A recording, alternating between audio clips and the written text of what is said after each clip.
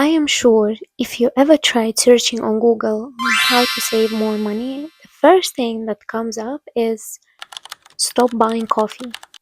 Because I fell for it and I tried it and it didn't work for me. Hi, this is me, Amina, and here on this channel we talk about personal finance, budgeting, and all the other important topics in life.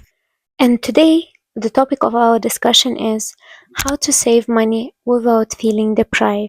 As someone who's been working in corporate for the past 5 years and been managing my own finances and tried different methods of savings, I finally understood what works well for me. And today in this video, I would like to share what works for me. And likewise, I'd like to hear from you how you're managing your finances and what helps you to save more money to have more in the long term.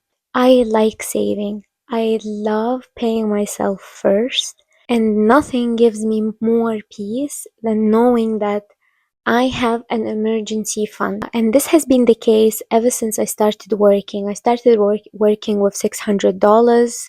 Then my salary increased to $700. So no matter what my salary is, I always save. So let's move back when my salary was $600. When my salary was $600, this was the first time I started working. I decided I want to save, I need an emergency fund. So I googled how to save money. And all these internet gurus were saying, actually, you don't have to save. What you need to do is you need to increase your salary. You need to work on yourself. I was like, okay, great. So I was like, how can I increase my salary and how can I make more money? Let's think. So I was like, you know what I can do? I can go give private English classes to kids. I took two to three kids during the week and one on the weekend. So I was charging $10 an hour. And after my full-time office job, I was traveling by metro to go to teach these kids English, and I would come home, get home at 10 p.m., and that lasted for about maybe 7 or 8 months. It was exhausting. I understood that I cannot do this anymore because it was very hard, and all these travels back and forth by metro during rush hour. So I understood that this is not worth it. I don't need those $10. I stopped, but I still needed to save. So I Googled again. I was like, how to save money. I read that you should stop buying all your coffees because this is all your expenses. I was like, okay, I buy coffee. Maybe this is it. Maybe I cracked the system. So at this point, I started monitoring my coffee purchases. I start monitoring my coffee purchases. I stopped my coffee purchases, went for some time, and I realized that now nothing brings me joy. Nothing brings me joy. I start questioning myself. Why am I working if I cannot even afford at least one cup of coffee takeaway? Because I love coffee so much as well. For me, it's an experience. You go to a coffee shop, you probably read a book, you read something on the internet, you write, you journal, you read your coffee, you look at people, you observe. To me, it's an experience. I understood that this doesn't work for me because I'm working an entire office full-time corporate job and I cannot even afford coffee. So then I understood that I want to bring back my coffees, but okay, maybe not to the extent that I was buying, but maybe a little bit less. So let's say instead of buying 4 times, now try to get it 3 times. So I reintroduced my coffee purchases and I was able to shift my mentality again back to savings.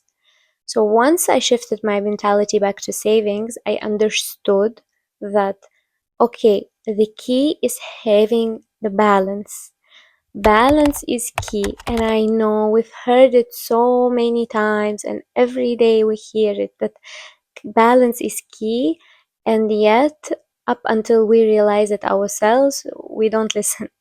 This was a very long introduction to my first rule of savings is the balance.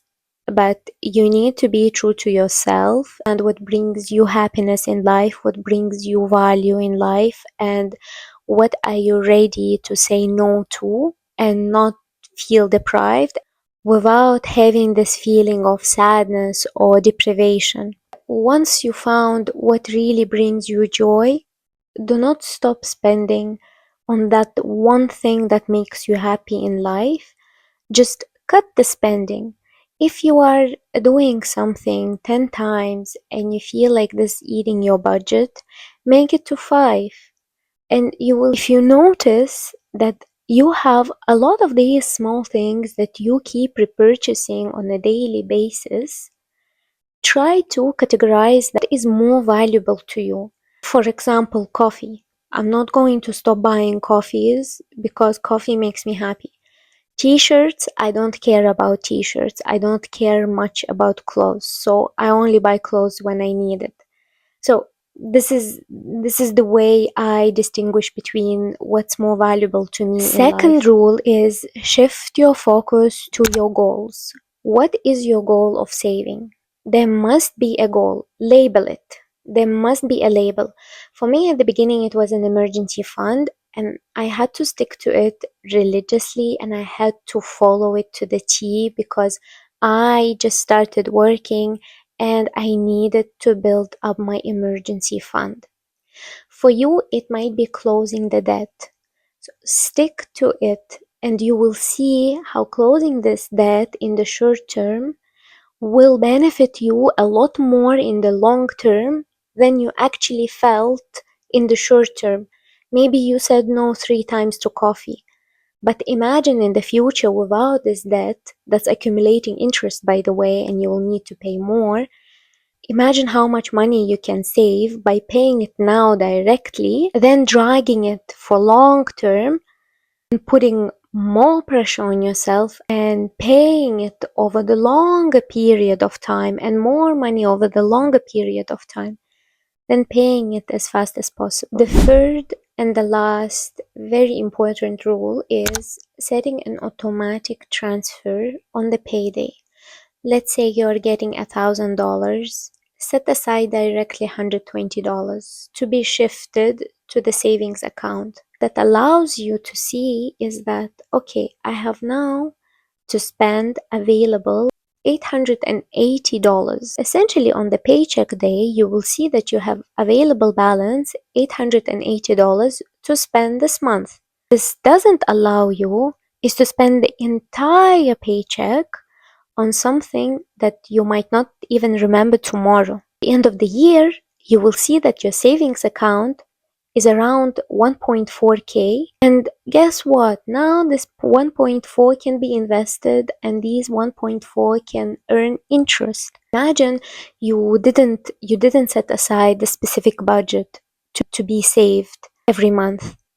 You wouldn't be able to have this much at the end of the year. But you might tell me, Amina, but 1.4k is nothing in the entire year.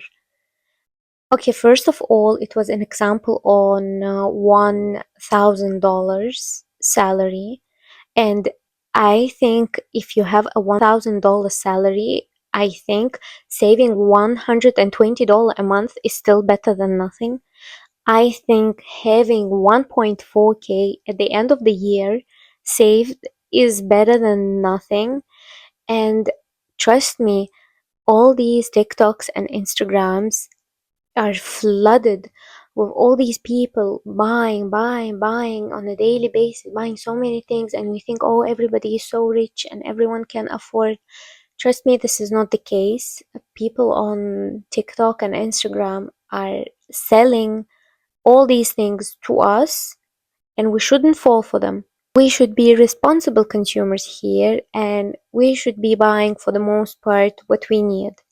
So trust me, 1.4k at the end of the year is better than nothing. And Actually, it is a lot if you can do it on a 1000 salary. So don't listen to anyone. Just save as much as you can so that you have free access to this money, and later you can do whatever you want with it. Invest in yourself. You can invest in a stock market. You have this free cash. You will find opportunities what to do with it. Stick to your goals, don't overspend.